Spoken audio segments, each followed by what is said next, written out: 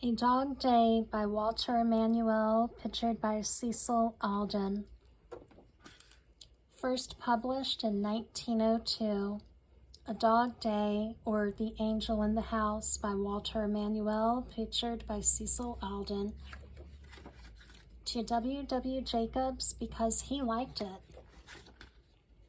A Dog Day, or The Angel in the House. 7 a.m.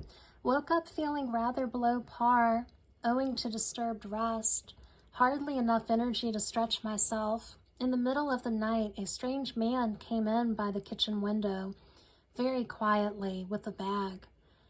I chummed up to him at once. He was nice to me, and I was nice to him. He got me down a piece of meat that I could not reach myself. While I was engaged on this, he took a whole lot of silver things and put them into the bag. Then, as he was leaving, the brute, I believe now, it was an accident, trod on my toe, making me yelp with pain. I bit him heartily, and he dropped his bag and scurried off through the window again.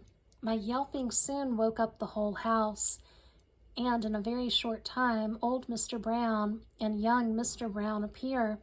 They at once spot the bag of silver. They then declare I have saved the house and make no end of fuss with me. I am a hero.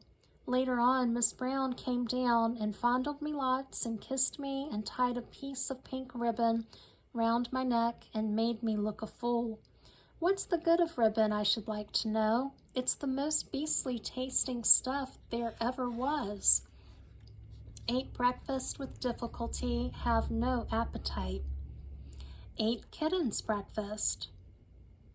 An affair with the cat, the kitten's mother, but I soon leave her, as the coward does not fight fair using claws. Washed by Mary, a hateful business, put into a tub and rubbed all over, mouth, tail, and everywhere, with filthy soap water, that loathsome cat looking on all the while and sneering in her dashed superior way. I don't know, I am sure, why the hussy should be so conceited. She has to clean herself. I keep a servant to clean me. At the same time, I often wish I was a black dog. They keep clean so much longer. Every finger mark shows up so frightfully on the white part of me. I am a sight after cook has been stroking me. Showed myself in my washed state to the family, all very nice to me. Quite a triumphal entry, in fact. It is simply wonderful the amount of kudos I've got from that incident with the man. Miss Brown, whom I rather like, particularly enthusiastic, kissed me again and called me a dear, clean, brave, sweet-smelling little doggy. While a visitor was being let in at the front door, I rushed out and had the most glorious roll in the mud. Felt more like my old self then. Visited the family again, shrieks of horror on seeing me caked in mud, but all agreed that I was not to be scolded today, as I was a hero over the man. All that is, except Aunt Brown, whose hand, for some reason or other, is always against me. Though nothing is too good for the cat, she stigmatized me quite gratuitously as a horrid fellow. Glorious thought, rushed upstairs and rolled over and over on the old maid's bed. Thank heaven the mud was still wet. Wagged tail. Down into the kitchen while cook is watching regiment pass. I play with chops and bite big bits out of them. Cook, who is quite upset for the day by seeing so many soldiers, continues to cook the chops without noticing. Dozed. Ate dinner. Ate kitten's dinner. Attacked by beast of cat again. She scratched my hind leg, and at that I refused to go on. Memo, to take it out of her kittens later. Upstairs into dining room. Family not finished lunch yet. Young Mr. Brown throws a bread pellet at me, hitting me on the nozzle. An insult. I swallow the insult, then I go up to Miss Brown and look at her with my great pleading eyes. I guessed it. They are irresistible. She gives me a piece of pudding. Aunt Brown tells her she shouldn't, at which, with great pluck, Miss Brown tells her to mind her own business. I admire that girl more and more. A windfall. A whole dish of mayonnaise fish on the slab in the hall. Before you can say Jack Robinson, I have bolted it. Curious pains in my underneath. Pains in my underneath get worse. Horrid feeling of sickness. Rush up into Aunt Brown's room and am sick there.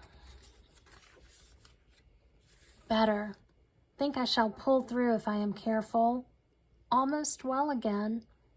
Quite well again, thank heavens. It was a narrow shave that time. People ought not to leave such stuff about.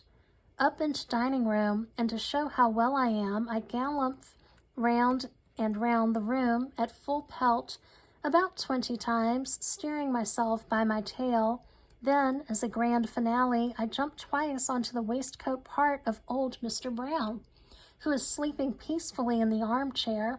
He wakes up very angry indeed and uses words I have never heard before. Even Miss Brown, to my no little surprise, says it is very naughty of me. Old Mr. Brown insists on my being punished and orders Miss Brown to beat me. Miss Brown runs the burglar for all he is worth, but no good. Old Mr. Brown is dead to all decent feeling. So Miss Brown beats me. Very nice, thoroughly enjoyable, just like being patted. But of course I yelp and pretend it hurts frightfully and do the sad eye business, and she soon leaves off and takes me into the next room and gives me 6 pieces of sugar. Good business. Must remember always to do this. Before leaving, she kisses me and explains that I should not have jumped on poor Pa, as he is the man who goes to the city to earn bones for me. Something in that, perhaps. Nice girl. Attempt to kill fur rug in back room. No good. Sulked. Small boy comes in and strokes me. I snap at him. I will not be everyone's plaything. Another attempt to kill rug. Would have done it this time had not that odious Aunt Brown come in and interfered. I did not say anything, but gave her such a look, as much as to say, I'll do for you one day. I think she understood. Slept. Slept again. Awakened again by eczema. Caught one. Frightened canary by staring greedily at it. Visited kitchen folk. Boned some bones. Stalked a kitten in the kitchen passage. The other little cowards ran away. Things are looking brighter. Helped mouse escape from cat. Upstairs, past the drawing room, poor door of old Mrs. Brown's bedroom open invitingly. I entered. Never been in before. Nothing much worth having. Ate a few flowers out of a bonnet. Beastly. Then into Miss Brown's room, very tidy when I entered. Discovered there packet labeled high-class pure confectionery. Not bad. Pretty room. Down to supper. Ate it, but without much relish. I am off my feed today. Ate kitten supper, but I do wish they would not give them that eternal fish. I am getting sick of it. Sick of it in the garden. Nasty feeling of lassitude comes over me, with loss of all initiative, so I decide to take things quietly and lie down by the kitchen fire. Sometimes I think that I am not the dog that I was. Hooray, appetite returning. Ravenous. Have one of the nicest pieces of coal I have ever come across. Nose around the kitchen floor and glean a bit of onion, an imitation tortoiseshell comb, a shrimp, almost entire, an abominably stale chunk of bread, and about half a yard of capital string. After coal, I think I like string best. The family have noticed what a lot of this I stow away, and it was not a bad idea of young Mr. Brown's the other day that if I had the end of a piece of string always hanging from my mouth, they could use me as a string box. Though it is scarcely a matter for joking about, still it made me laugh.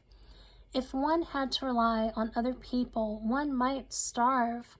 Fortunately, in the hall, I happen on the treacle pudding, and I get first look in, lap up the treacle, and leave the suet for the family.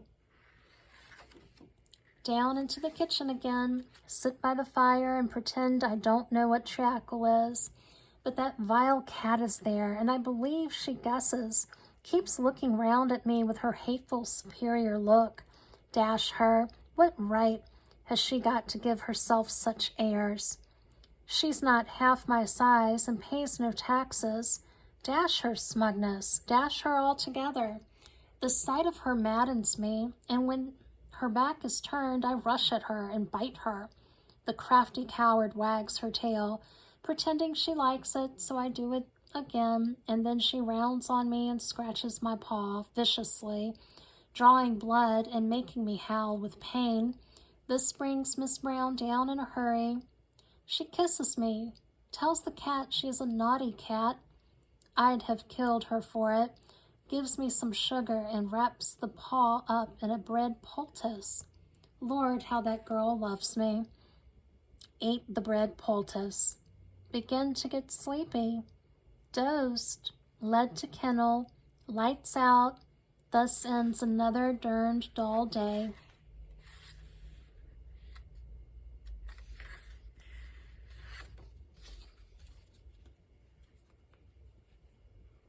A Dog Day.